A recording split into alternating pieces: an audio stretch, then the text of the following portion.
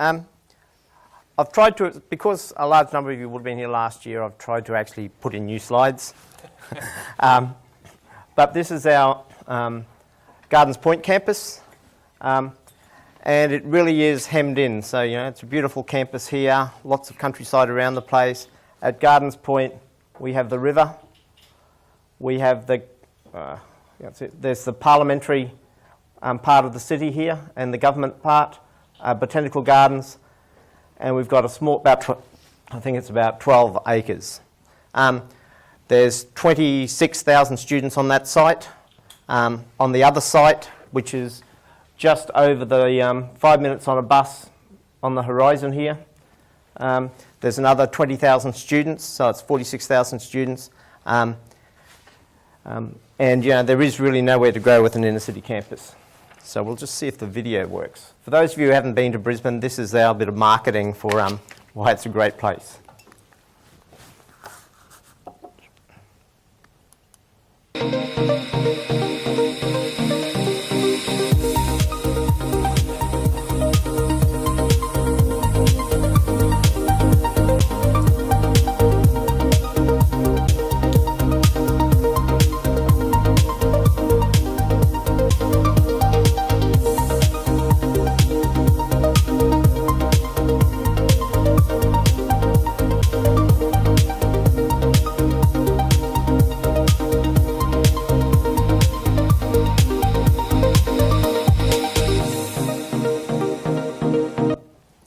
One of the challenge we have with being on a river city is that we have floods. So every 30 years we get major floods.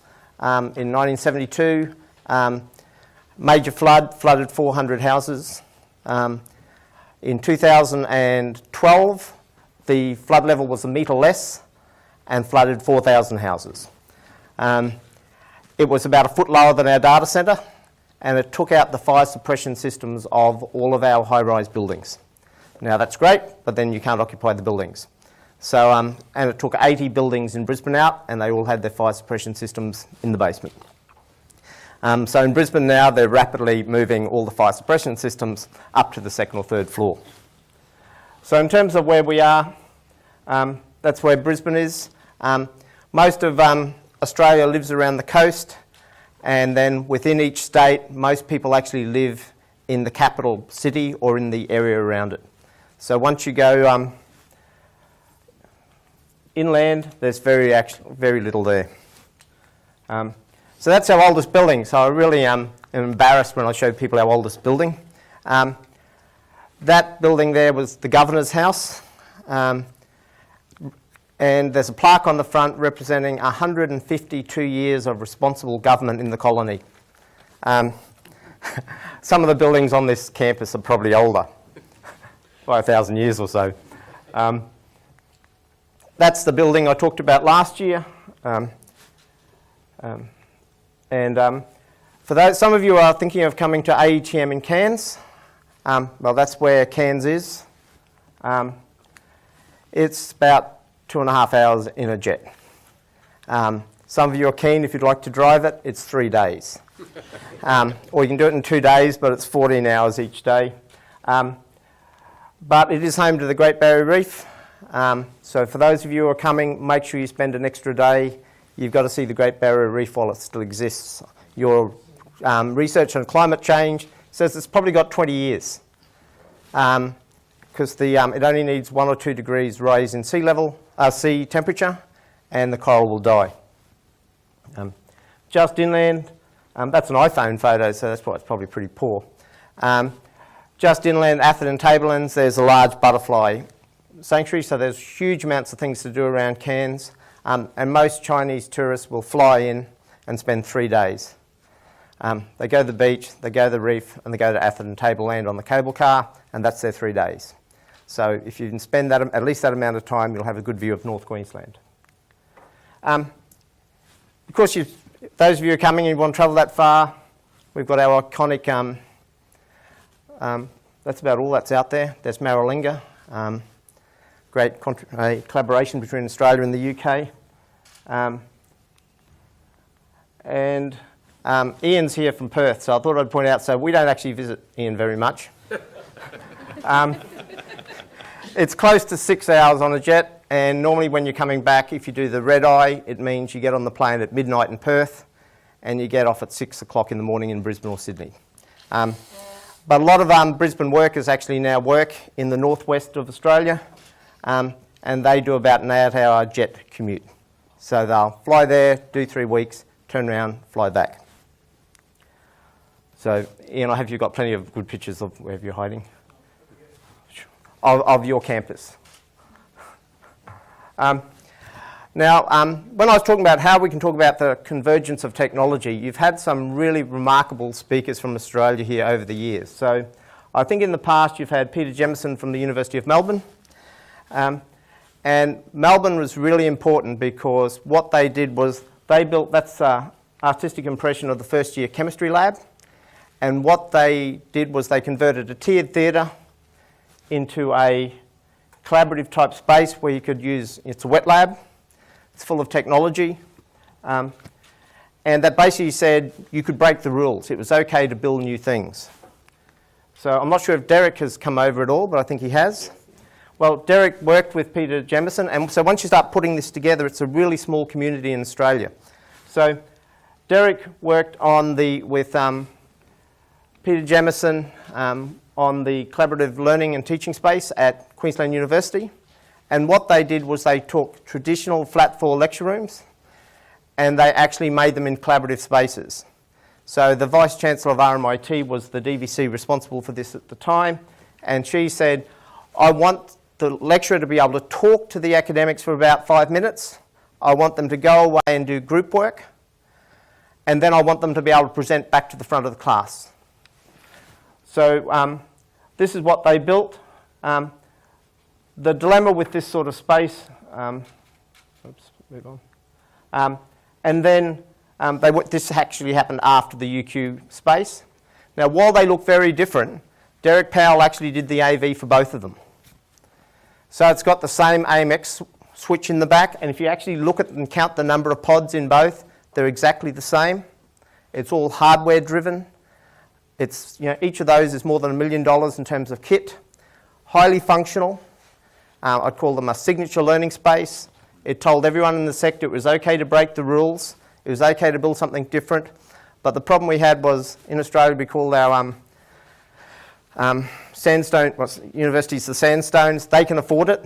The rest of us just looked and said, yeah, that's nice, but I'm not going to spend $1 million on a classroom. I've got 46,000 students.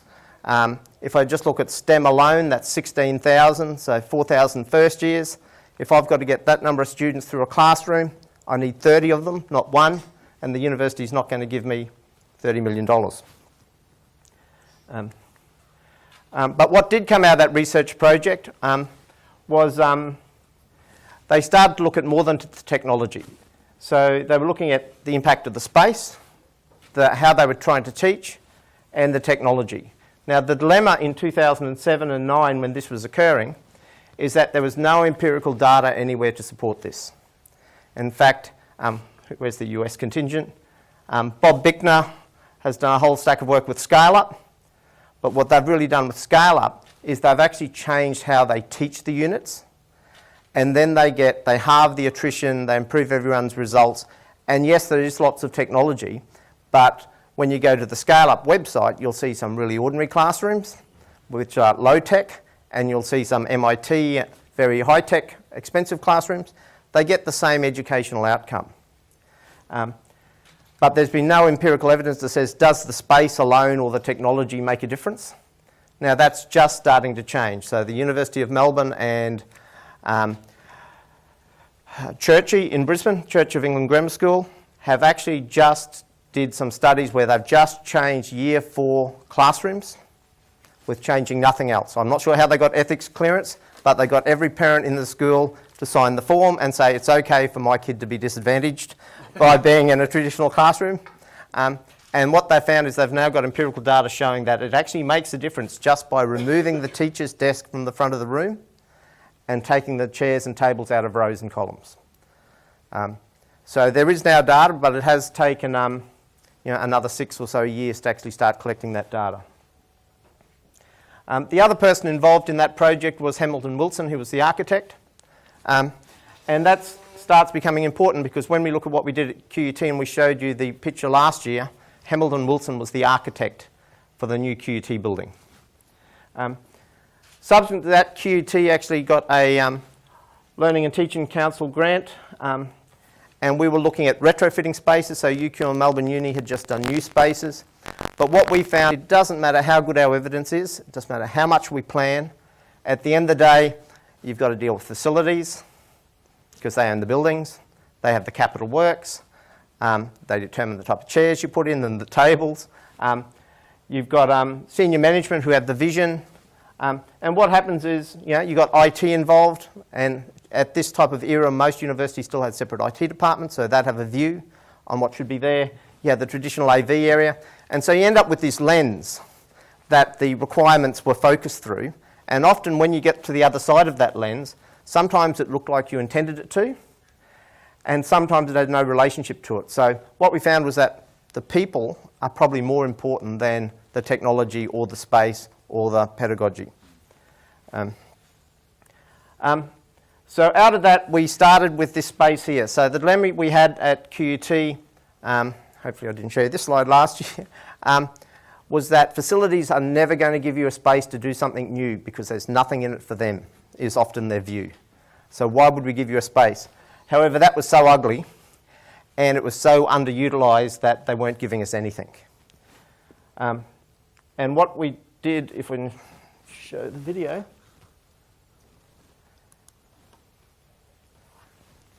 and these were all on YouTube, so I'll can provide people the link at the end. What we did was we said, well, if we just do flat floor in the space, wheel in the technology, run everything off wireless, can we get the same learning outcome as they got at UQ and Melbourne Uni for a tenth of the price? So we were saying, can we actually build $100,000 classrooms, not $1 million classrooms? Because we can probably afford some of those. Now, there's some real lessons in this that we learnt. First of all, most wireless just doesn't cut it. So we thought, that's fine, we're going to run everything wirelessly. If the lecturer is just doing PowerPoint, it works. But the first thing that'll happen if you want an engaging lecturer is they'll run a video.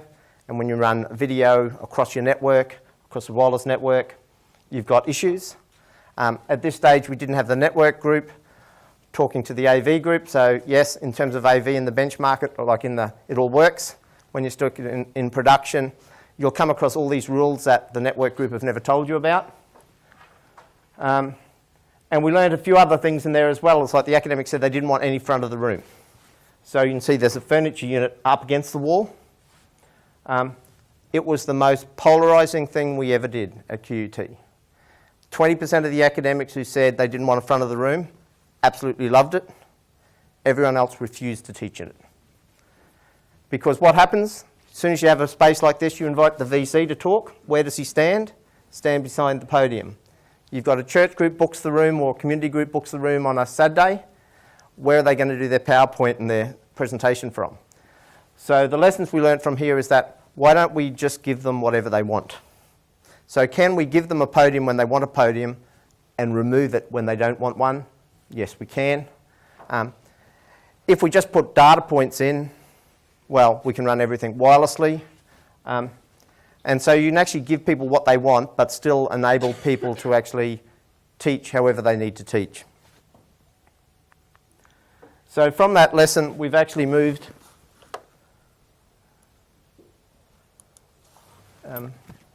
So this is one of our, this building here is 30 years old. And they are our AV staff at that stage. Then, we all have classrooms that look like that. None of the kit in that room was a prop. We actually do have overhead projectors still. I don't know how I'm gonna do it, I only know I'm gonna try. I'm gonna build a mountain from a little hill. I'm gonna build a mountain, at least I hope I will. I'm gonna build a mountain, I'm gonna build it high.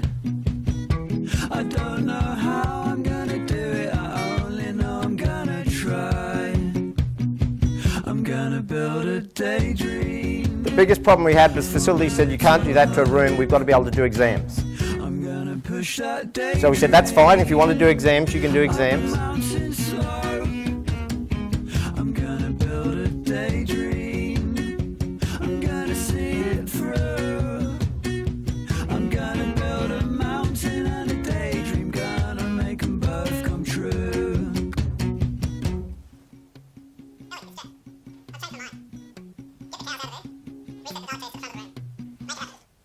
I'm gonna build a mountain from a little hill. I'm gonna build a mountain. At least I hope I will. Gonna build a mountain. Gonna build it high. I don't know how I'm gonna do it. I only know I'm gonna know how I'm gonna do it. I only know I'm gonna know how I'm gonna do it. I only know I'm gonna try. So while that's a bit of fun, we actually produced that video for facilities management. Because how do you convince facilities management they're not giving up a room? Right, so there's a standard podium in that room. It happens to push against the wall if you don't want to use it. It's got the same projector that was in the room before we upgraded it. We put power and data around the wall. So it's a window, so you know there's a aluminium sill, 6 inches high around the wall. But that's it. It's a normal classroom and facilities haven't given up anything. Yes? Quick question, Gordon. Did facilities build you a new building to store all the equipment in? No, they don't. So what we do is we actually, I'll get onto how that works, but we actually say to facilities, we're not going to do this for you on a daily basis or an hourly basis or even on a semester basis. Because a classroom runs, as most of you know, 8 in the morning to 10 at night. It's a classroom. But what happens is, between semesters, the mix of rooms in universities can change. So they might have a new research centre, so you get a lot of funding, you lose the classroom, it'll become a research site. Or you'll have more and more academics wanting to engage with collaborative learning, so they'll need to convert more and more flat floor classrooms. So what we say to facilities is, the rooms are flexible in that you don't need a builder or a bobcat to come back to refurb the space. It can evolve over time. But to make it work, it's all where we deviated from what had been done earlier with UQ and Melbourne Uni is we used the data network for all the video signals. So there was no extra infrastructure required in the room, and most of the money gets tied up in large matrix switches.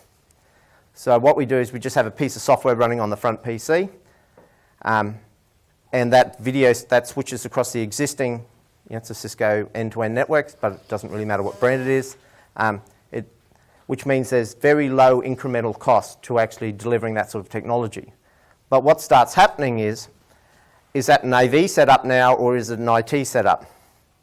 The podium at the front is a piece of AV kit, the same as it was before, but now we've got PCs in the rooms that are unicasting across the network to other machines. So that has to be allowed first at university. And then we have to maintain the software sets. So it starts involving AV and IT, and it was getting very confusing at the time. So what would happen is, if we had a fault, who do you call? Do you call the AV support staff? They'd come up and fix the PC and the melt. And they're really good with machines, so they'd fix that. But then when it came to a cow or some other device, they'd say, oh no, you need to call IT support because that's a PC. Whereas the PC in the podium was a piece of AV kit. So you start getting into these sorts of issues, and that was when they all worked for me at the time, but you still had these different teams who would say, well, who actually picks up that job? And there's been very different cultures as well. So the AV guys, traditional AV guys, had a culture of, if they get a phone call and you've got students in a class, they go there straight away and they fix it under 10 minutes. The IT culture was, you log a job, we'll have a coffee. When I get to work, I'll go to the top of my list and work my way through my jobs and do them one at a time. And if you happen to have logged a really important job, well, I'll get to it, but it might be 2 days. But that's okay, because our service level agreement says if you've got a PC fault, it's okay to fix it in 2 days. It's not okay when it's a classroom. So then, I think you had Jason here last year. So this is where so we thought we'd perfected it. We've built all these collaborative learning space, and I showed you some videos and talked about them last year, where we can scale up a large number of those sorts of rooms. We now have more than 30, and we're probably bringing 4 a semester online. So what we've said to facilities is they control the timetable. I don't want to build more than we need to build because there's still $100,000 of kit, as opposed to about $35,000 worth of kit. But we said we'll stay 1 or 2 ahead of the game. So if we start taking a fleet management approach to rooms, it's a big university, 300 odd rooms that I know of. I know there are another 250 rooms that are out there, but they're not used for lectures, so the university just ignores them. So what we can do is we can actually allow the university and the academics to change their teaching approach over time. And as they change over time, we can change rooms, the flat floor classrooms, to the problem-based learning rooms relatively easily. And we do them over weekends. So what will happen is we'll say to facilities on a certain weekend, if you want to swap a room from a flat floor classroom and start timetabling it as a problem-based learning room, you need to give us power and data around the wall and change the furniture. So we actually get facilities to change the furniture, we'll wheel the cows in, and the room can actually change that quickly. So it's normally a weekend exercise, and it does take about 3 hours, not 3 minutes, but compared to the traditional time of doing a room, that's fairly rapid. What Jason's gone and done is he's taken that concept a step further. So Sydney Uni in February just opened the Charles Perkins Centre. Amazing architecture in there, so if you're in Sydney you really should go and see this space. You should also look at the technology in the space. So this is a wet lab. There are 250 all-in-one touch panels, touch screens, which are a Dell touch screen. On every student has one. There is no matrix switching anywhere in that lab. Both the audio and the video signal is streamed. Each teaching station, and I think there are, I'm not sure the exact number, you can run 8 classes at once, I believe, in that room. Each teaching space can stream 3 live HD streams. So there's a video pointing at the lecturer. I've got doubts about whether the students would actually want to see the lecturer, but the lecturers seem to like it. They have a Wolf Vision document camera, so that they can put it on whatever type of sample they want. And plus they stream whatever's content is on the lecturer's station. So they've taken the approach that they started in UQ and Melbourne Uni with switching, and now they stream it across their data network. In fact, in this building, it's pretty Jason isn't here because he can tell me more. They actually produce more data on the network in this building than Sydney Uni does in their data centre. Right? So when you start looking at convergence between the staff, between AV and IT, well, the biggest users of IT are your AV support staff. The biggest users of your network are becoming the guys who look after your classroom and girls who look after your classroom, who are the traditional AV staff. In fact, Sydney Uni goes to Sydney, Cisco goes to Sydney Uni because nowhere else in the world can they run their switches at 100%. So this multi-streaming actually really tests the network gear to the maximum.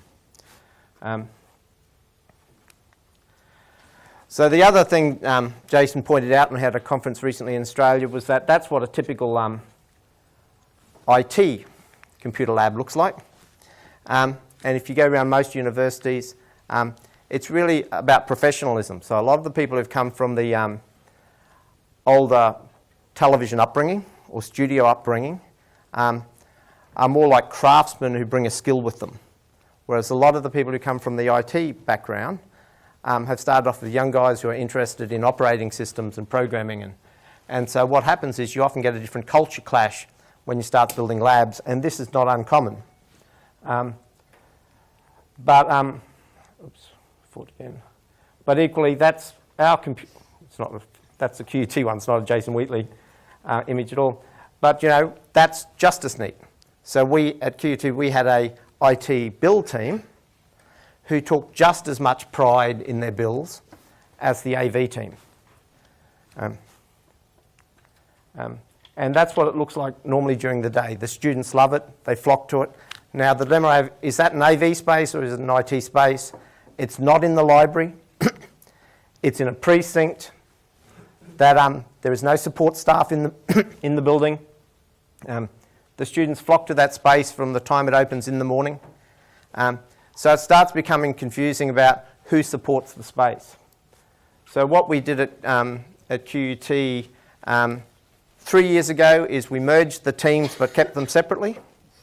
And now what that meant was that when they'd say, well, this is an IT job or an AV's job, I'd say it's a learning environments job. So if you toss it over the fence, which you know happens a lot of the time, we would toss the person with it.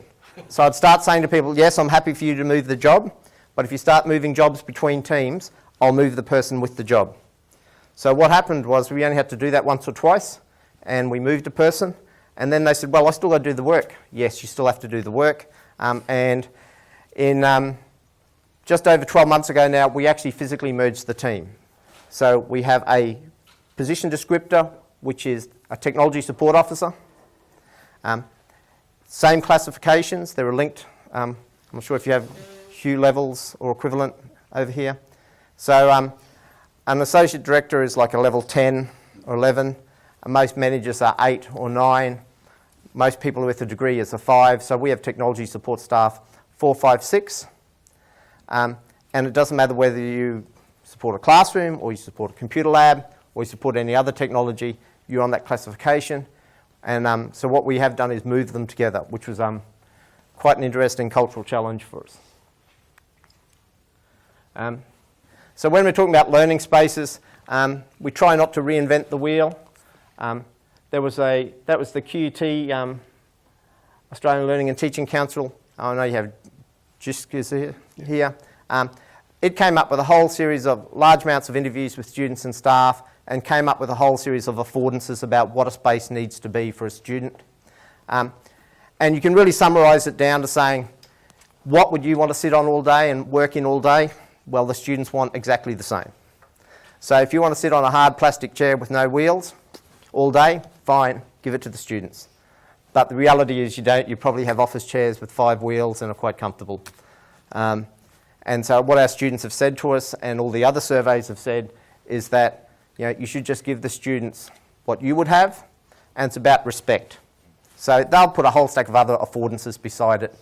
But it really comes down to if you can show your students respect and give them what you would want to use, they will look after it. And then it's the old hierarchy of needs. They'll focus then on learning rather than focusing on that they're cold and uncomfortable and they'd prefer to be at the beach.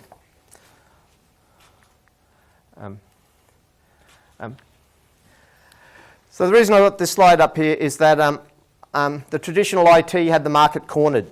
Ever since mainframes were at universities, you couldn't do anything in the university unless the central IT unit allowed you to do it, which was fine until 2006.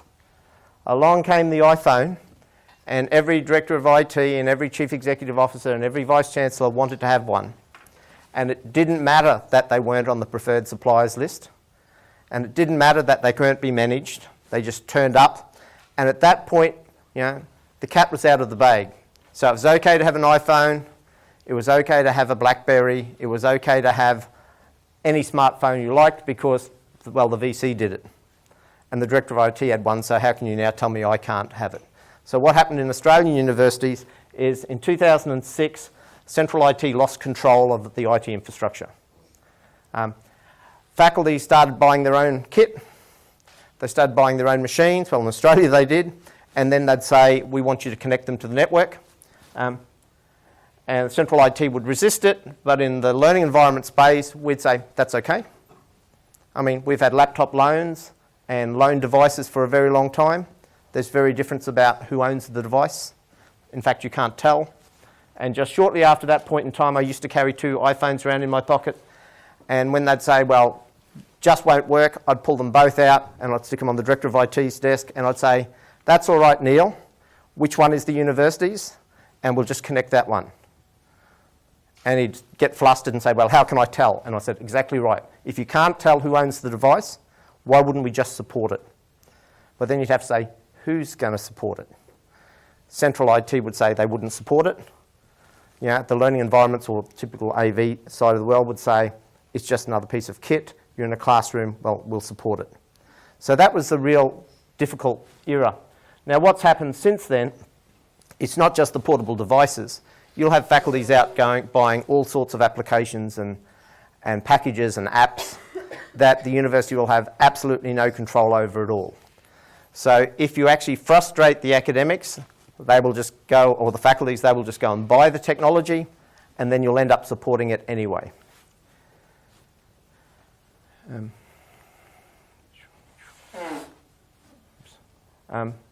So in terms of that, we started looking at what the students are actually doing with their devices. This time last year when I came into the role, and that was the reason why I couldn't come last year, I said to my support staff who sat in the IT call centre at the time, when someone rings up for help, stop asking them for the serial number or stop asking them for the asset code, because it really doesn't matter. So if we don't care who owns the kit and we can help them anyway, you address a huge amount of problems with the technology, but that's cultural. Because in the past, in a lot of universities, they'll say, well, we only support university equipment. But these days, if you're a vice-chancellor or a head of school or an executive dean or a director, your iPad, your tablet, your phone is likely to be given to you by the university. If you're just the poor sessional academic, guaranteed you've bought it yourself. So why should we disadvantage our staff? So we simply support them. Now we've started also plotting what the students bring. So this is from last year, and it's there are more devices this year. Most of our students bring 2 or 3 devices to university every day. So when you look at what business do we think we're in? We think we're in the business of providing technology. The students don't necessarily want our technology. They're bringing their own. So they have their phone, so they'll have a phone. Some of them will have a tablet and a laptop. And when you actually watch what they do is they will then come and use a university machine as well. So what we're finding is that they're just using more and more of all sorts of technology. And so what we've done to support that is we've actually, when we changed all our support staff's job classifications, they used to be called AV support officers and IT support officers and CSOs or computer support officers, and some said, well, I'm a Mac specialist, and someone say, I only do PCs. What I've said to them all is, we support technology. If you think you're supporting PCs, and that's your job, if you look at this graph here, you're not going to have a job in 10 years. We're probably not going to have any PCs then. The students will have all their own. So if you narrowly define your job in terms of the narrow stream of technology you're currently supporting, well, it's going to change. But the reality for our staff is that the technology is going to continue. So if we support whatever technology turns up next, I think we'll have a very bright future and our staff will have a job for a long time to come. If we narrow define it on a Mac or a PC or a iPad support, well, I think the iPads have only been out here 3 years, is it, or 4? Putting your career based on a piece of technology that's just risen in the last couple of years, well, in a couple of years' time, it'll be something else. Okay, I might just skip this one. So what we've been doing is we've been trying to work with all our staff and actually say to them, we've got to look at what the future is. So that, like the VC said this morning is, universities have always been selling what they've made. We've often been providing support of what we've always done. We support classrooms. We support overhead projectors. We support document cameras. Rather than saying, what does the university or the academics and the students need us to support? So we really need to change. So what that means is apart from VGA going. It's running on a nice little netbook that's 4 years old with VGA still, which is quite nice. What's coming is we're modifying managed operating environment every machine that comes in the university now. So we've started saying to people, yes, we have a preferred range of machines, but it really doesn't matter. You bring any machine. If you'd like the university to manage it for you, we can put a university image on it and manage it for you.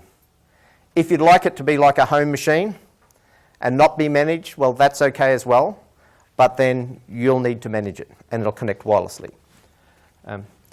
The expectation is that students can actually use the software in the computer labs and in the science labs and in the problem-based learning rooms. So we're using things like VDI, where licensing, the limit is always, does the licensing allow you to do it? So we now build virtual images. They expect with big visualization that you can pull that into any classroom. So in terms of our support now, there is really no distinction between AV and IT. But equally, in terms of our call centre now, when someone rings up and would like us to remote to their machine, it may not be a university machine. It may not be on campus. I recently found out we had 40 students in Scandinavia. We're an on-campus university. You can't enrol via distance ed. But we had 40 of them. But they'd worked out that all the lectures are streamed online. For the particular units they chose, they could do the assessment. It was assignment-based. So the students have worked out when it's an on-campus university and when it's not. So I know a lot of universities go on open campuses around the world. I don't think the students care. The students actually want to enrol in the course and at the institution when they want to and the times they want to and with the equipment they have. And so when we think we're providing all the technology for the students, I think we're deluding ourselves. And I look at a whole stack of the staff who work for me and I'll talk to what their kids are doing. A lot of the kids of our staff have better equipment at home that their kids are using than we provide to our students at work. So if you've got good internet at home, our network group will ration out wireless connectivity. So when you stick a large number of people in the room to make sure everybody gets an equitable share of it, they would ration it. Well, the students at home don't have that problem. So when the students come to university, they're monitored what they use the network for. You can't look at porn. You can't look at all these other things. We had a few years ago people wanting to ban Facebook. Well, they don't have those issues at home. And if you actually look at what the students do, they're all working. They're actually not doing those things that everyone worries about. So what that means is we need to change our staff and our services to align with that journey. What's this one? I think it looks like a blank. Okay. So that's one of our most popular spaces, and I've got some photos of some other ones. There's actually no measurable technology there, but there is power and there's wireless. And when you look at all the students bringing their devices, we help thousands of students a year in connecting to the wireless network. So just because they're not using our technology doesn't mean we don't have a support load, and I think that'll continue to grow. Okay.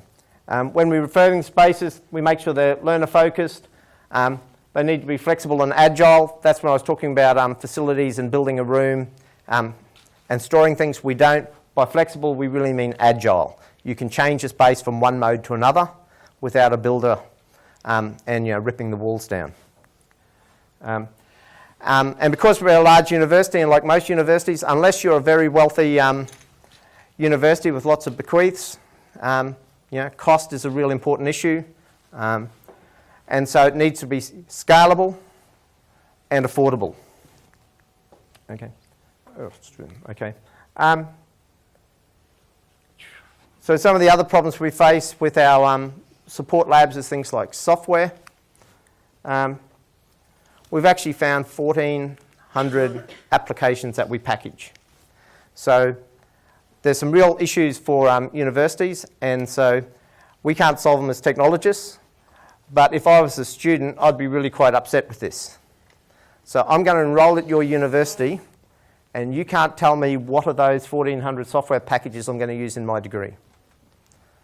In fact, we've found some faculties don't know what software they're using till they employ the sessional academic in week 2, and then depending on the academic specialist skills, they'll then choose the package. So I think what we need to do as institutions is put the student first, and if I was a student and I was paying my $10,000 a semester, like in Australia, similar to here now that you have to do, I'd feel more like a customer than a student. And I'd say, at the point of paying my money and enrolling in this course, I expect you to be able to tell me what software I'm going to use, what machines I'm going to need. And so I think the whole world needs to change, and we need to look at it from the student's perspective. With all of these things now, whether it's AV or IT, we actively manage them all. So we manage all the power utilisation with a product called GreenTrack. One of the great benefits of GreenTrack is there's a great correlation between power usage and faulty machines. So when machines are faulty or behaving oddly, they consume more power. So we can actually use this product to proactively manage our learning spaces and our labs. And there are a range of products out there. There are 3 in the Australian market alone. It's probably twice as many over here.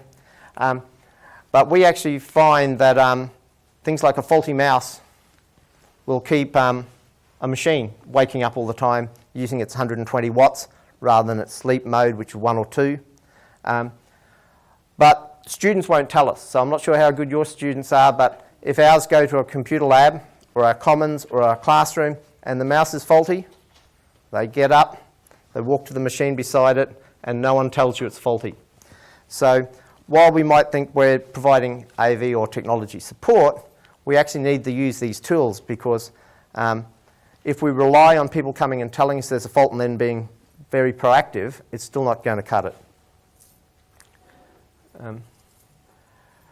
The other complaint we get in all our environments is that we need more computers. And in fact, when you look at this building and any of our commons as at QUT, they are full from about 8 in the morning when the door opens. They don't evict students from this building, so the building shuts at 10. The students stay in there till they leave. Yes, we need more computers. And they want to use their own devices as well. So they're using more of our computers, and they're using more of their portable devices. Now, what's really amazing about this graph is we only have 46,000 students. And these are last year's figures. We have more unique users using our network than we have students and staff. But then you have things like Eduroam. So, you know, where 10,000 people a week walk across the Goodwill Bridge and walk through our campus, if they're from UQ or one of the other campuses, they will connect to our network, which means we then support them. So support, and you know, they're doing this at all hours of the day and night, so we need to work out how we're going to support those things. So as well as converting all our staff to technology support officers, we also got through our enterprise bargaining approach to have an open span of hours. So our staff now work whenever they need to work. I mean, we pay. So, you know, if we get someone to work unsociable hours, like more than half their shift after 4 in the afternoon, they get a 17% loading. So the union originally said, nah, this is dreadful, no one will want to work it. And we said, we've got volunteers. You know, a lot of our staff, you know, if you've got family commitments, well, someone will drop the kids off in the morning, they'll build their house, they'll do whatever they're going to do, they'll turn up at work at lunchtime, they'll work till 10 o'clock at night, get a 17% loading, it's the best pay rise you'll ever get. So what we're now finding is that we can now staff, because our lectures run until 10 o'clock at night, we can now provide technology support to cover the same span of hours as we lecture in. When you say, is that large-scale lecturing? Yes. Yep. That's the whole shaboodle. Yep. Now, you know, most lecturers try to avoid it, but it's an inner-city campus with limited space. Utilisation is really important for dollars. So yes, there are lectures scheduled up to 10 o'clock at night. And so we had and invariably, the lecturers who get timetabled in that period are our sessionals. right? And the bulk of our lecturers are casual academics. Because, it's a technology university, does a lot of professions, we're right in the city, so QCs will come in and do a lecture in an evening. Engineers from the state government departments will lecture in the evening. So we have a whole series of professionals who teach in the professions, and they'll finish work and then do 6 to 9 or 6 to 10. Now they're the staff who really do need our support, and it was like, no, you're a second-class citizen. And then how do you think our students felt? So I get a sessional lecturer, he can't log in and there's no support, but I'm still paying my 10 grand a year or a semester. So by actually being able to align our support staff and the technology with the time our students are turning up, it just solves the problem. And we do get enough volunteers who actually do want to work those shifts. This has continued to grow at the same rate. So I was thinking this is going to stop sometime. It's got to stop eventually, but we haven't seen any indication of a number of wireless devices coming onto campus slowing down at all. But I mean, if you look at who's travelled here, sorry, yes? Have you seen any indication of the number of computers on campus being used less? No, they're being used more as well. But why do they want more computers when they have all these other devices? Our CIO has pretty much laid a course where he'll support, he says, I wanted a BYOD, Yeah. We'll support it, we'll put in the infrastructure for it, but I don't want to build any more computer labs and I want to shrink the ones that we do Yeah, have. I'll get to that, but they're using more of everything. So their life is online. So I'm not sure how many people, everyone's travelled, come here. How did you contact home this morning? If you didn't ring them, you would have jumped on Facebook, you would have jumped on Skype, you would have said, I'm here, it's okay, I'm not stuck at Heathrow, it's okay. The kids do the same thing. Mum or friend or whoever, I'm at uni, I'm going to be a bit late, don't worry, it'll be a Facebook message. So they're using all of their tools. But then everything we give our students now, it's all going towards blended learning. Everything is online. So the lectures are streamed live and recorded, so they can watch them online. Their course material in Blackboard or Moodle or whatever learning shell you're using, it's online. And then we're asking the students to do, I'll see if I can get onto that. Everything's online, so what we're measuring is that, I'd like your CIO to be right, I'd love to have less computer labs. I've got 4,500 of them. It costs me an absolute fortune, a couple of $1 million a year to run them. I'd prefer not to have them. But the measures we're measuring is that the students are using them more each year. So it's slowly increasing their utilisation. But when we look at our computer labs, we're starting to use data on it. And so what it says is, this is from Calvin Grove, and this here is our library, commons. So you see when the library opens in the morning, it's full. This is about 12 o'clock at night. So after about 6 or so, it starts dropping off. But what happens is, you see these really low lines. We have faculty labs or specialist labs which are not used or very lightly used. So the problem, we need to start looking at data. So just as the VC here said you need to look at data about attrition and where your students are going, we need to look at the data on how our technology is being used. And this is our other campus, and we've provided this to the faculties now, because what happens is we run all the technology at QUT centrally, but it's not owned centrally. Half of it's owned centrally, the other half is owned by the faculties. So we're actually managing it for them.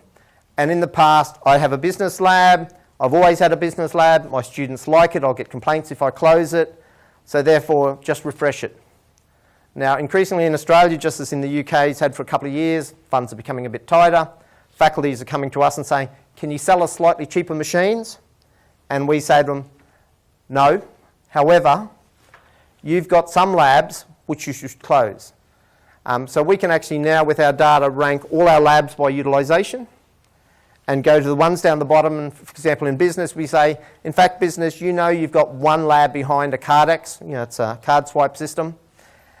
No students have access to that Cardex, and that lab is never used, and it's been there for 3 years. Right, so I know you say that would never happen at your institutions, but if you actually look at the data, those sorts of things happened, and then you've got AV kit in the room.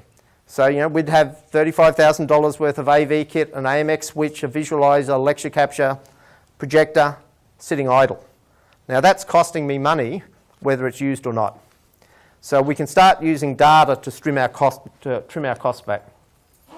And this is the graph that I showed to people. So what happens is, in Australia, the library is really well organised, just as they are around the world. And they do a survey called the Rodsky survey, and every 2 years they survey all their students, and the students come back and say, we want more computers. What they're really saying is, we want more computers in spaces we want to be, like in commons. Because I've said to me, even at the busiest time of the day at QUT, I have 1,000 machines that are sitting idle. So what we're saying is, the machines are in the wrong place. We don't need more machines. Yes, we could reduce the number of machines on campus, so the utilisation can go up. So this is probably the answer to the computer lab issue. You could reduce the number of machines on campus without having any impact on the students at all, but you'd have to close the labs that no one wants to use, not just reduce the central. So the students want the central computers, they just don't want faculty computers, because the faculties historically have found old dingy spaces or unused labs, and they've built them over the last 30 years. We've just been having a review with Everest with doing exactly that. Yeah. And it's not in any way like the scale you've got. It's Yeah. just a much smaller campus. But what it's allowed us to do, particularly with our 24/7 Yeah. usage, is to actually look at the usage in the same way you have, but not only to consolidate and close in some cases 24/7 provision, but then go to that and say, because we've got a very a small campus, that we can actually then just open one building. Yes. So that makes a huge difference. then it's not just the computer support staff. So if you do that, you get to the point where, with a span of hours, you can nearly say, security don't need 5 security guards. They probably only need 1, because there's only one place open. And guess what? We can probably afford to have a technology support officer there all night and provide support.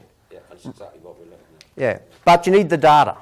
And so we're now at the point where the data's available, everyone can access it.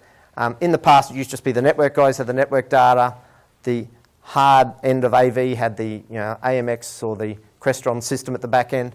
Now we can measure all our systems. The other thing we actually do is we tell students now where there's free labs.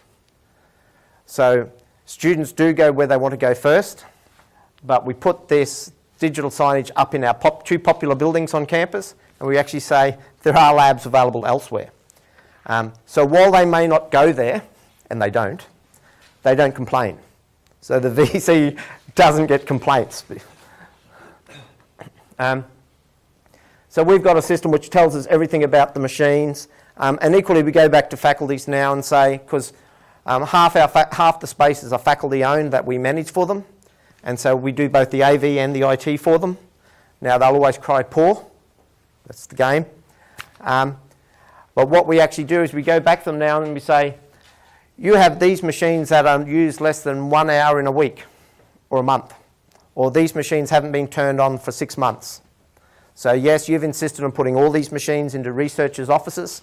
Well, guess what? The researchers aren't turning up to work. So why would you refresh their machine? So what we're starting to go to faculty saying is, if you let us manage your assets for you in total, I will reduce your total cost of ownership. Just give me the money. I will upgrade all your rooms. I will upgrade all your AV, and you'll have enough machines. But we've got data now to do that.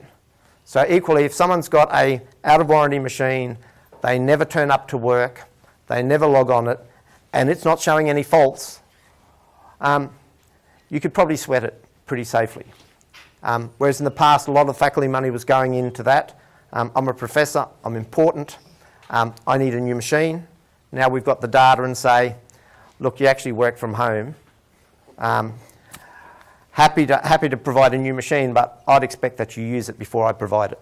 So we're starting to have those discussions with real data, and we're having it about IT utilisation, classroom utilisation, and every component in the classroom. So we actually know that no one at QUT has watched a Blu-ray video ever. So I have 2 of them in the technology support service counter area, because someone will say, but I might want one. Well, if you want one, we'll put it in the room. But we've actually started to get the data so we can actually say, we're only going to buy equipment that we know is going to be used. I'll get through this. And we're moving on to some of, these aren't Google Sketches, but we're starting to use Google Sketches to actually show people what rooms would look like. But equally, this piece of software we've been working on is, it'll show you what the computer lab is available. So the next step is, we just won't show you a bar graph of which labs have spare machines. We'll be able to show people a picture of the room and say, that particular machine is free. I'll get on to tiered theatres. People talk about the impact of education and the fact that students don't learn in large theatres. Our experience is that, I'll get through this, our theatres aren't going anywhere. They're most heavily utilised spaces in the university. That's our lecture recordings from the first part of this year. It's like opening a can of worms when you start producing stats on what's happening in the space. We actually have 1,200 units that run every semester. We have a mandate that every unit is recorded. We're getting about 950 a week. So there are 250 units out there that aren't ever recording their units. Now, I don't worry about that because it's not my job to police academics.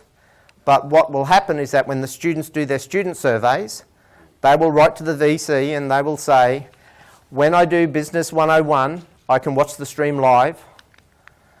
When I want to watch engineering, whatever, well, that's not recorded.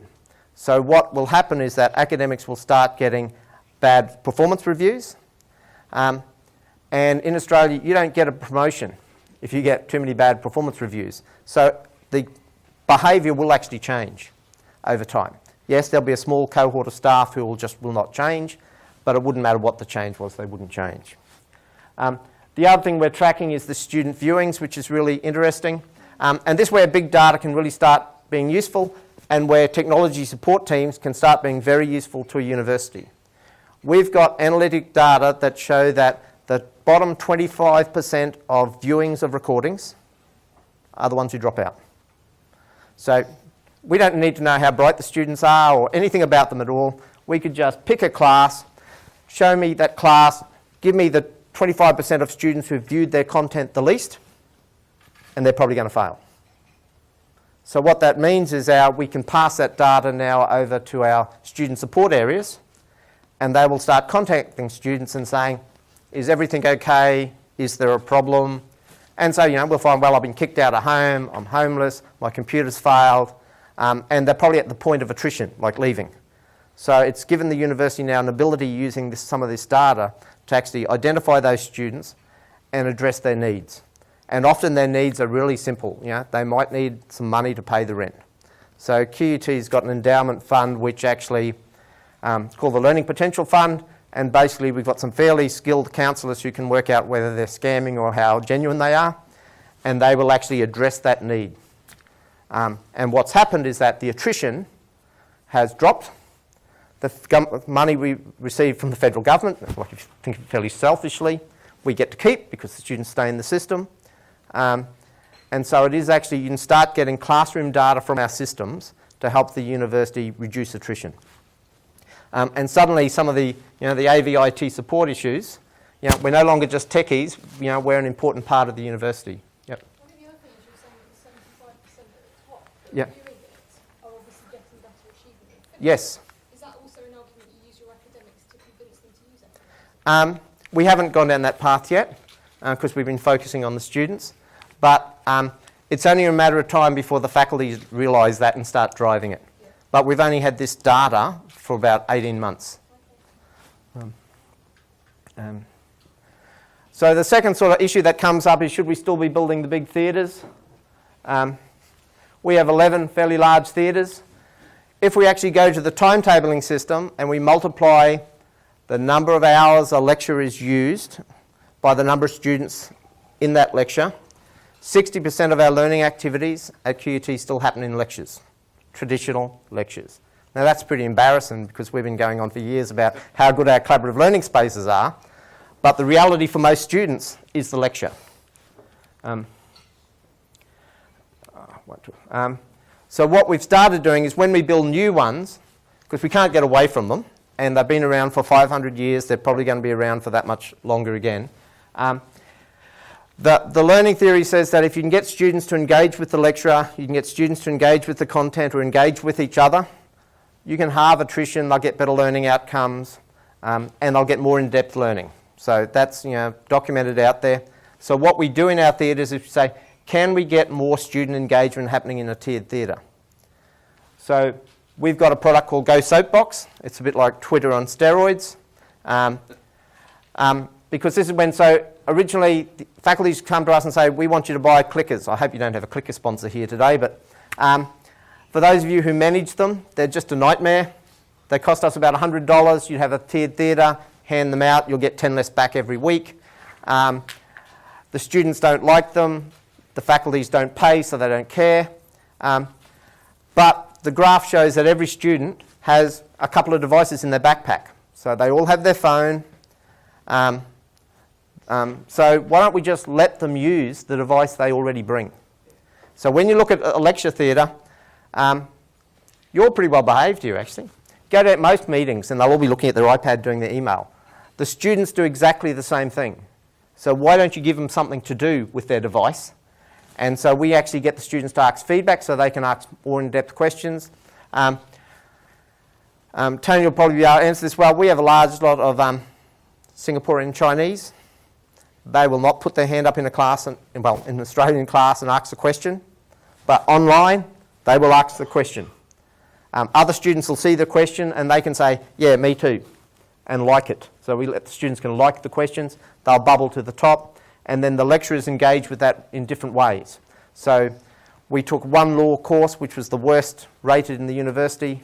The lecturer used that data, changed how she taught, got the students to provide scenarios back on case law, got students to work in small groups, critique the reasoning and vote on it, and then she'd deconstruct the top 5 case law scenarios. That subject went from one of the most poorly regarded to the highest attendance. Now, so students will turn up if the lecturer can engage with the students. Now we can build rooms that makes engagement easy. Sorry. I was just going to ask about using the mobile devices. Yep. The clickers. What do you do, or do you do anything about students who don't actually have access to them? They all have them. So the answer is we have loan pools in AV. Right. So we provide a security safety net. No one borrows them. Because you don't need 100% of the students responding. So if you've got a class with 600 students in it and 500 have devices and are connecting, the other ones will be sitting beside them talking to their neighbour saying, I think this is the answer. And we actually find we get better learning outcomes when they do that with their peer rather than having their own device. So you just keep that security blanket so people can say, yeah, you can have it. Yeah, if you want one, you can come and borrow one. But they don't come. They really don't want them. But equally, we put power. These are our new theatres. They're double stacked, so the one at the back can turn to the front. There's enough room between the rows so a tutor can walk around. There's high density wireless throughout there. So the rooms, so while we're still building theatres, it has all the affordances which allows collaboration to occur if the lecturer sets up that scenario. So what we're trying to do with a lot of our spaces is make them pedagogically neutral, which says if you want to go to a theatre and you want to just lecture, you can. But if you want to do something different and engage with your students, that is just as easy. And the problem we have with a lot of our old flat floor classrooms is they prejudice the traditional way of teaching. And if you try and do anything else, it's too hard. So we do simple things like I don't put lectern mics on the podiums on any of our rooms. There are a couple of exceptions because the VC likes them and he uses 4 rooms. So those 4 rooms have a lectern mic. The rest of them have a radio mic because the worst thing you can do is you can say to a lecturer, we want you to engage with your students. We're doing lecture recording and by the way, here's the microphone. I've got to stand here. So you've immediately trained the academic. It's just not worth the hassle to do other things. So you can build the rooms to make it easy for the innovative lecturers to change what they're doing. This is not set up. I think I've got a time date stamp. You can't see it on the image, but you can see it on the screen. That lecture is being recorded because there's a red light on the front bench. It's being streamed. All the students are turned up and they've all got devices and they're all open. So if students are going to do that, why don't you let them use them? So that's why we're encouraging the academics to actually use things like Go Soapbox or Twitter back channels, and then the students will actually engage. If you just read to them out of your textbook, they'll do Facebook. Back here. And we monitor all of them. So that's just a snapshot from our AV service counter area, or I should say technology support service counter area. We actually have a view into every room in the university, or we're working on it. Yes? How did your academics deal with that? Because this has been raised at this conference many times, yep. and like it's been a kickback. Ours haven't. We don't openly publicise it. However, when we provide an instant response for our classrooms. So when an academic rings us up and says, I'm in the classroom and this isn't working, we'll immediately pull the image up of the room. We'll pull their desktop up in the room. We'll give them advice straight away. Or we'll say to them, would you like us to do it for you? So what happens is over time they learn that the technology support staff are respected and trusted. We don't record it. We don't report on it. We don't give it to anyone else. It's purely that when they've got an issue, and like when they have an issue, they've normally got 500 students in the room, they're close to rioting, they're stressed, they're poorly planned, all those things.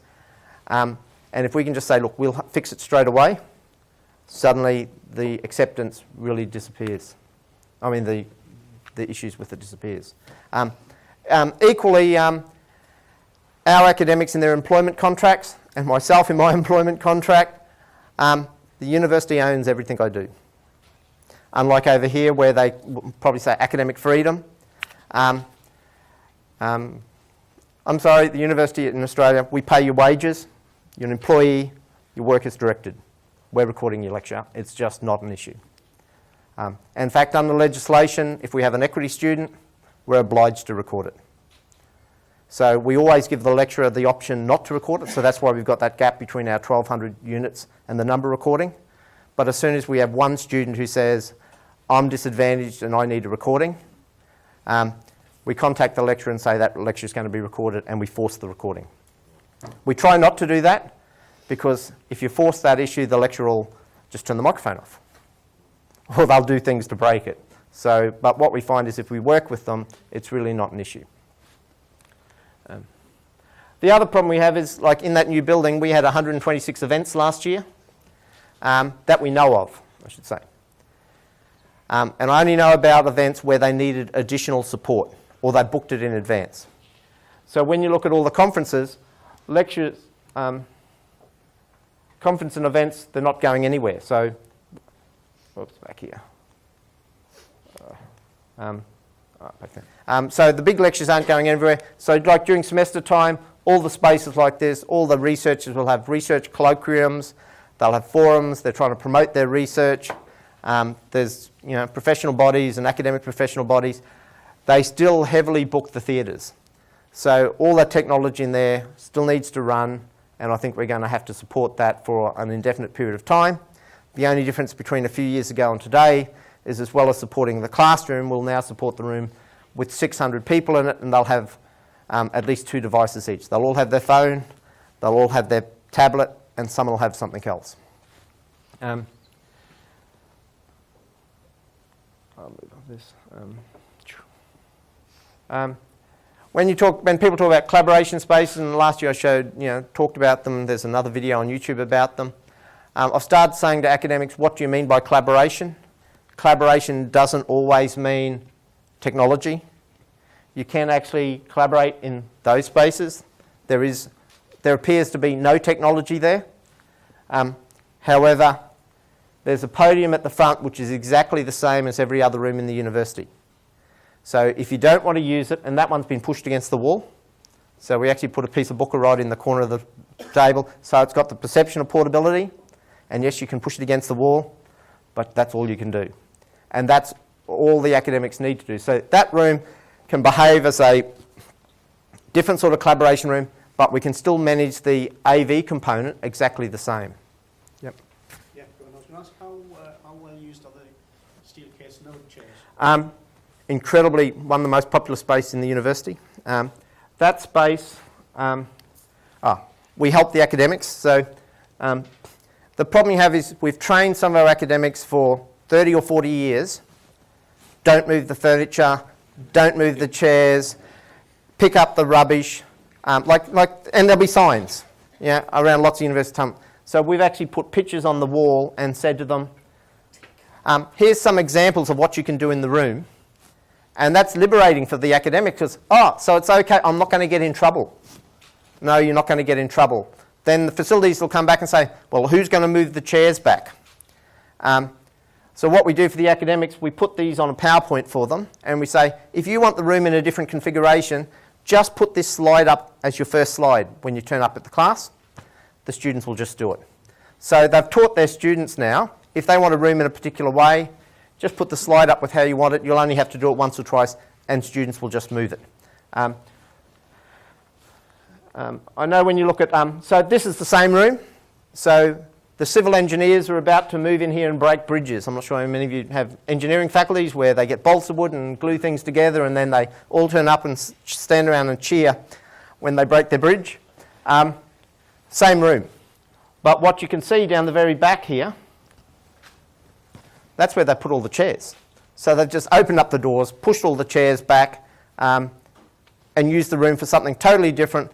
No facilities management, no IT AV support, and the podium is still there, so it's just not being used. So these rooms become incredibly flexible, and the students really love them. And from a IT AV perspective, no workload. Right? Reduce the space then by having an area that you can just fence off and you've got Yeah, this is sliding glass. This is sliding glass doors. They have better acoustic properties than the cardboard ones that you need a tool and no one ever opens or closes. They have locks on them, but we've taken them off. Students close them, they open them up. There are 3 rooms together. They can run as single rooms, they can run as 2 together or 3 together. The AV kit will just link them together. So the reason why I show these, and particularly with our academic staff, is at QUT they think a collaborative learning space is a podium and cows, and doing video switching. So the dilemma we have, we say to them, look, we've given you a hammer and a nail, now every problem, you go and whack it. You need to think about there are other options. And so we try and share what other universities have done with them as well, just to open their ideas that there are other options in the world. And while all of us may turn up to these sorts of conferences every year, there are some academics who never get outside their comfort zone. They might go to their maths group, but they don't open their eyes to other ways of teaching or other types of spaces. That's the podium. So that there, it's a podium, it's pushed against the wall.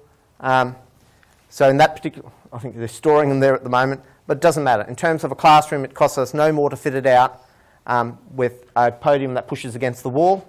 It's the same technology, we can manage it all, we'd manage it with the same staff. So to make it easier for our staff and our academics, every room has the same kit.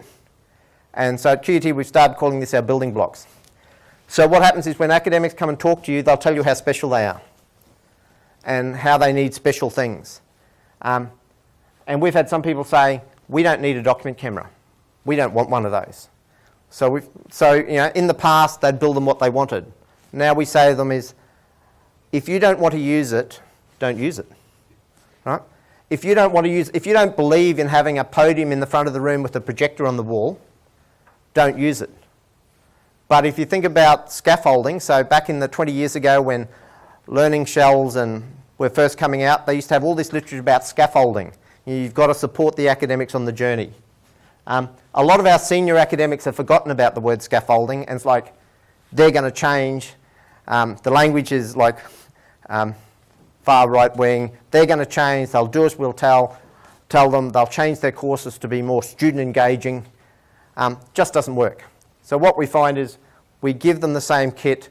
They can use it traditionally, but over time they'll see their colleagues doing slightly different things, and they'll say, oh, I can try that.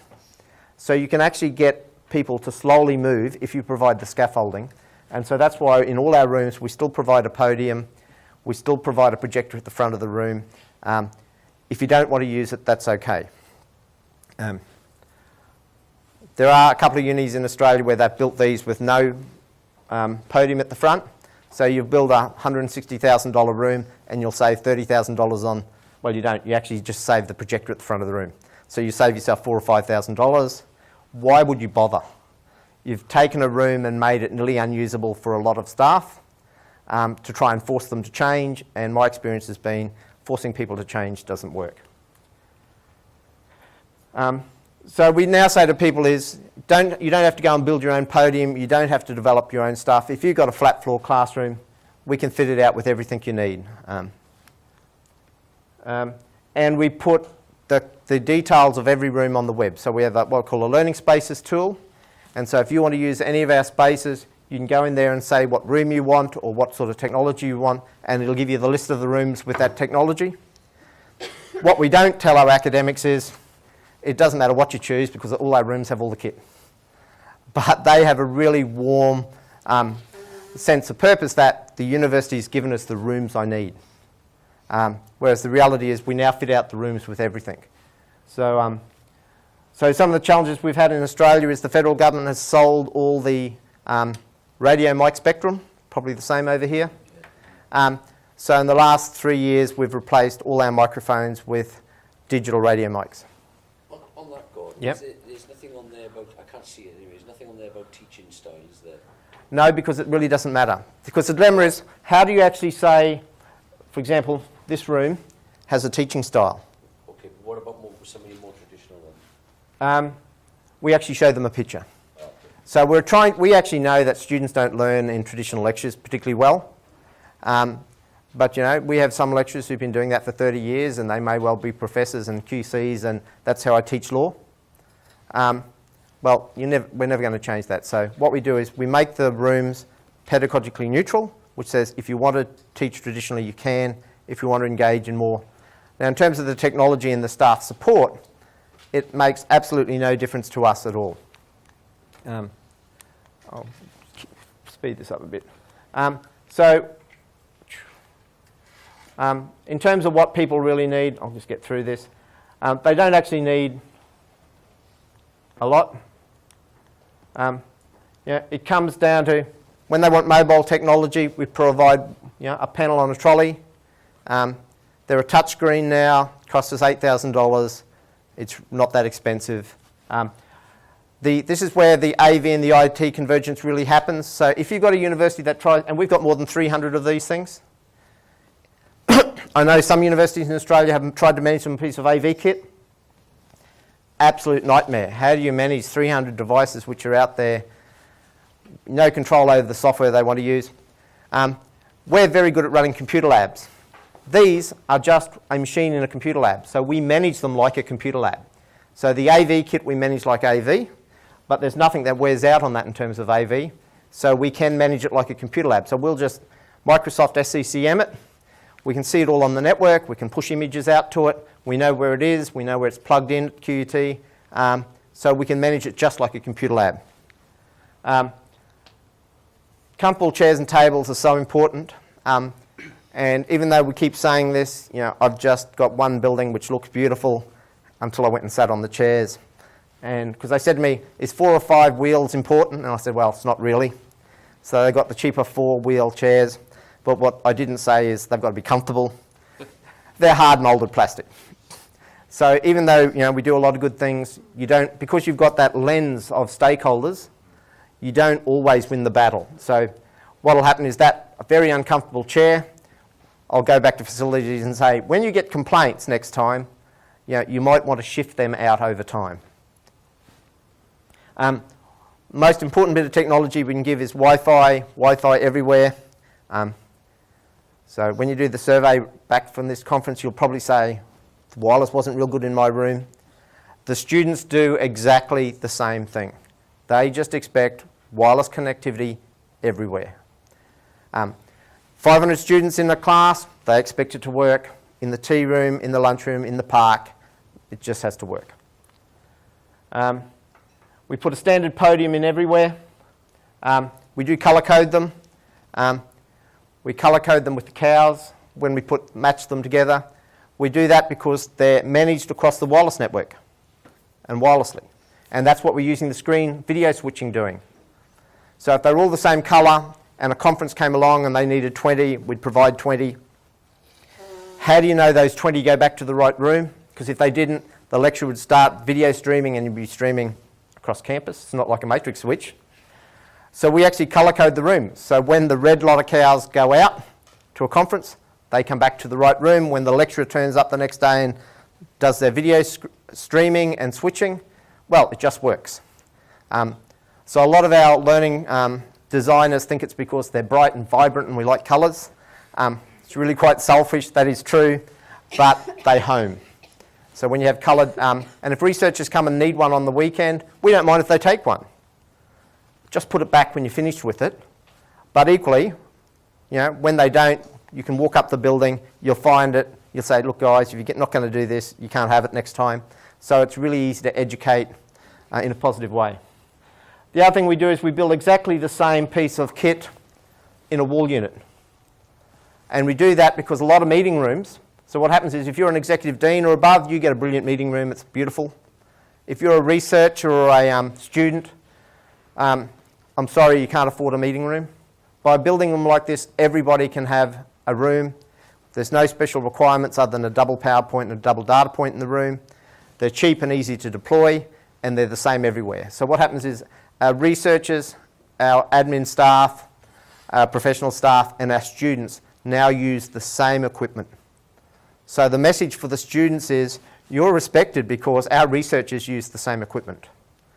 Our journey to that, though, didn't happen that way. We were building these for students, and our researchers and executive staff would start turning up in the student spaces. So what we've done is we've just moved them into the other spaces. We manage everything with, it's an AMX shop. So in Australia, the universities are normally a Questron shop or an AMX shop. QT is an AMX shop. Everything's remotely managed. Just as we have all the classrooms up on a large wall, we have the stats from RMS up on a large wall. I'll walk through the area every day, and if there's a red dot there, I'll say to the duty officer, I'll say, what's wrong with that machine or that room? And invariably, they'll say, the lamp needs replacing in the next 50 hours. But it's a visual reminder that in 50 hours' time, or whatever the hours' time is, that classroom will have an issue. So it's about the culture of understanding the academics and the students. So by putting this up, we can actually then give our staff up to 2 weeks' notice that a particular room will need support. And because some of our rooms are booked from 8 in the morning to 10 at night, you may need that long to actually slot in a support call. Because we do this approach, we actually never lose our classroom. Well, we haven't lost one due to AV or IT failure in the last couple of years. Yes, we've had floods, which have taken them offline. We've had total power failure, that's taken them offline. But by proactively managing both the IT and the AV component, you can avoid nearly all those unintended support calls. Now, that's really important to me because my support staff in Australia are really expensive. So a normal support staff member is on 60,000 a year. Australian dollars, it's probably not a lot of pounds. But if you have a few of those too many, that's a lot of money that you could be spending on other things.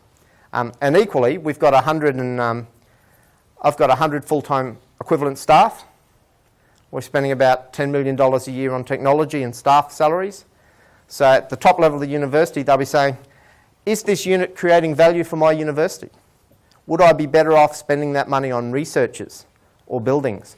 So it's really a matter of actually saying, we proactively manage everything. We're reducing your costs, and we're delivering a guaranteed service. So we're trying to create a value proposition so that when the Vice-Chancellor is looking at saving for that next building, where we're going to take that money from, he won't look at us because we've got all the data and the runs on the board. Look through that. The other thing is some of these tools have a lot of other functionality. So because we're covered by an Act of Parliament in Queensland, we've got to comply with the state government audit office. They expect us to audit everything every year. And in the past, they've insisted on a manual citing. Just madness. So it's 3 staff, about 3 months, costs a fortune.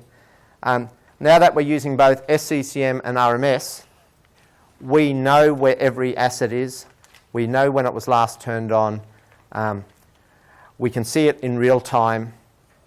So we've just gone back to our audit office and said, we know where it is, here it is. And so we're going down that approach rather than, so we're actually saving staffing costs by using our systems. And equally, if we've got a database which knows all of our assets and when they are bought and what their expected life is, we can start producing future projections of the cost of running things. So when the Vice-Chancellor turns up and says, I'm building a super lab, we're going to put $1.2 million worth of kit in, it's like, yeah, it's okay. By the way, there's no money for recurrent costs or staffing. We can actually project out. So we actually project out anyway. So we'll go back to them and say, we know there's no money, but this is actually what it's going to cost you over the next 10 years to run that space. Now that's a fairly powerful argument when you've got real data based on real equipment. So otherwise I'd say, where have you got that figure from? You've just made it up. And we say, no, well, which component don't you agree with about the life? So happy to talk about that, and that'll flow into the plans. Or we also have discussions saying, if you want to run bits of AV or IT kit out of warranty or at end of life, we can do that. But are you prepared to accept the risk that you may have a failure in a high-profile teaching space and you have reputational damage? So these systems allow us to do that. So this is where I start talking about the staff. I'm not sure how we're going for time. Out of time? Yeah, just about. Okay. If we had time, if we're going to survive into the future, we're going to have to stop doing some things, or we're going to have to look at everything we do and say, what is the value proposition to our institution for doing this? So we often do things because the students like it or the academic demands it or lots of reasons. But when you say, what is the data? What does that service cost? If we put that amount of money on the table and said to the faculty, where would you like to spend it? If they don't give it back to me, we're really not creating value. Right? And if you don't create value, sooner or later you'll get a new VC, you'll have a restructure, and we won't be here. So we spend a lot of time creating a value proposition where we know exactly what we're doing, and we can do that in ways because I'm not a monopoly provider of classrooms at QUT.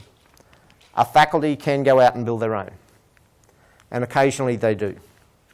And that's not a bad thing because invariably it'll be awful.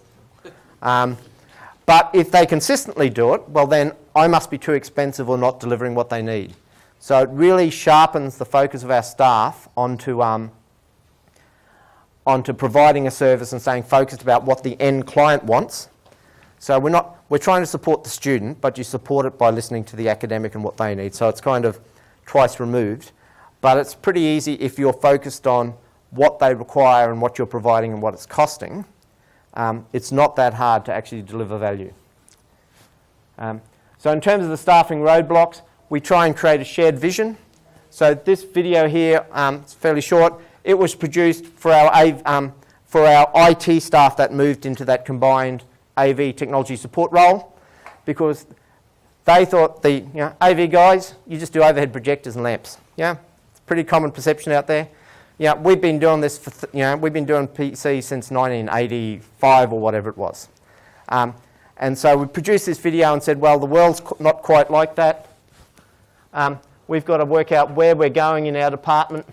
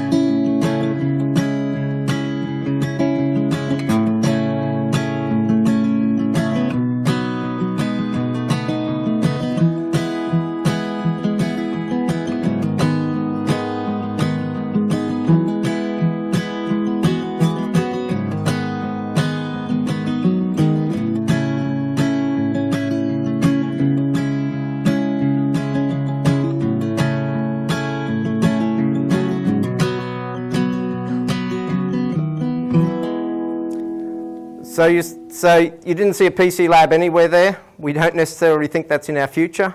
We think it's going to be more and more student provisioned devices. We can't predict what the technology future is going to be, but we can be prepared for it. So this video is really saying whatever comes our way, the combined AV technology support IT team, we will just support whatever it is. So it's really about getting them to think differently about what their role is. So what we've done with that is what we're calling mix and matching. We've got 100 staff, 68 of them are technology support officers. So the guys who do the classroom support are technology support officers, the people who support computer labs, they're all the 4, 5, 6 grading staff, all have the same job classification. That means as a workload changes, the staff moves. So we actually can now move staff between our call centre, our front counter support, or image building. And yes, we've got a range of diverse skills, but we can actually, that diversity is really quite powerful because you can move the people where they need to be. And so we can really level out those peaks and troughs. But equally, we can give staff a career progression path. So if you're prepared to do more than go out and help an academic on a podium, and you want to gather more skills, well, your level will progress. So in terms of doing that, we've got to get a common language amongst all our staff. So we do 2 things. 2 arms, 2 legs, been to Harvey Norman, have an interest in PC, started at the university 10 years ago, you're a level 4. If you want to go up a level, you either go to uni and we'll pay the uni fees and get a degree or an associate diploma or go to TAFE, or you can do one of these. So if you do your CTS and sit the exam and pass it, we'll pay for it.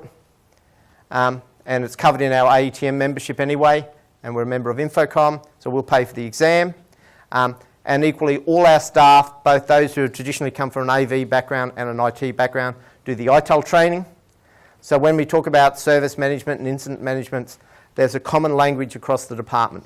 So both the CTS and the ITEL certification type training brings the teams together, because otherwise when you talk about a problem, you'll have one group talking about a problem in ITEL terminology and someone else will be talking about an incident. So by actually both those courses, we've actually moved our staff towards a common language, and it's part of bringing that convergence together.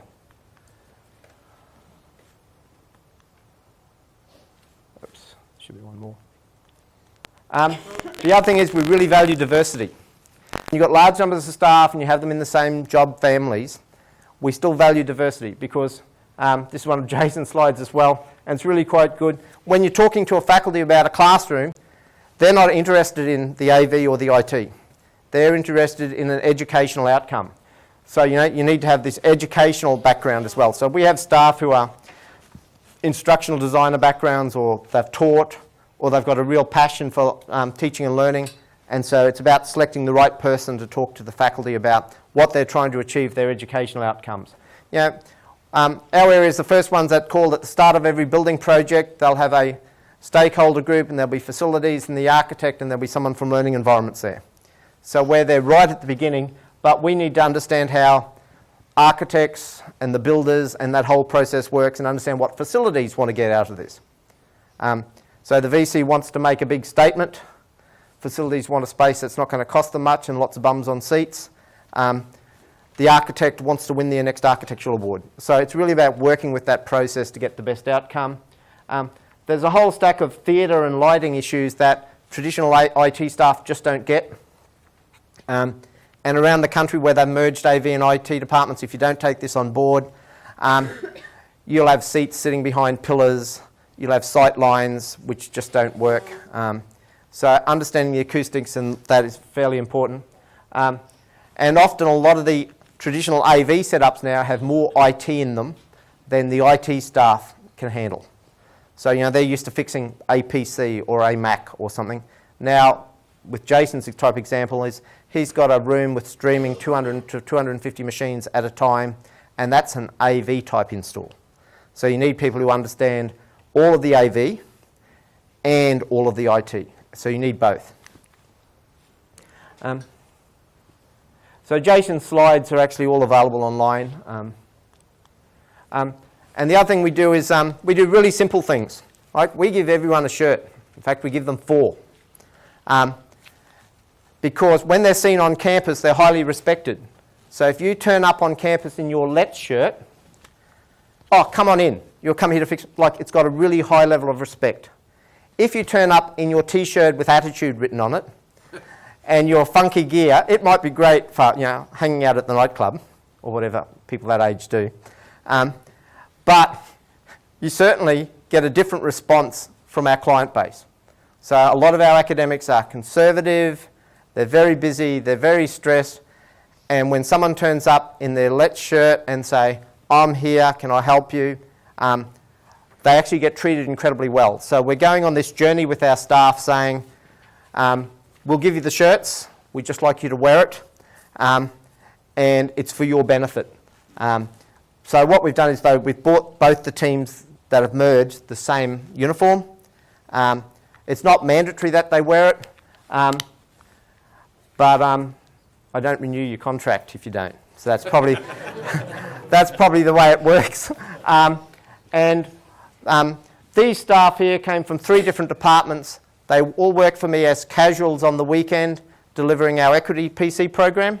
So some of them don't even work for my directorate full time. They actually work in another one. So even if you come and work for us on a Sunday running up refurbished machines, you're part of our department. We give you the shirt. We treat you like you're part of us. They feel a great sense of pride in it. They start wearing the uniform. They have a positive attitude to what they're doing. They love their job, and people start saying, you know, Let's is so much fun. It's not that hard to have fun when you combine all the technology. And if you look at where technology, if you forget about AV and IT and look at where technology is going, it's really exciting, and it's quite easy to sell that vision to the staff. That's about it. Brilliant. Okay, well,